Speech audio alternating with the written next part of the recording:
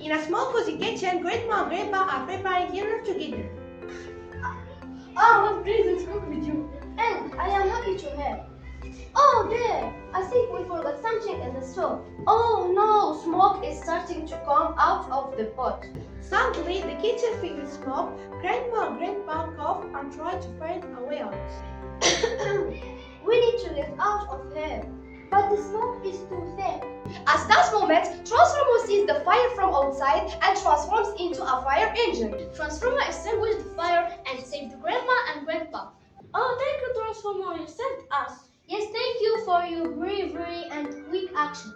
It was my pleasure to help. Be careful next time. And so, thanks to Transformo, the day ends well. Grandma, Grandpa, and Transformo share a joyful moment. Grateful for the heroic rescue.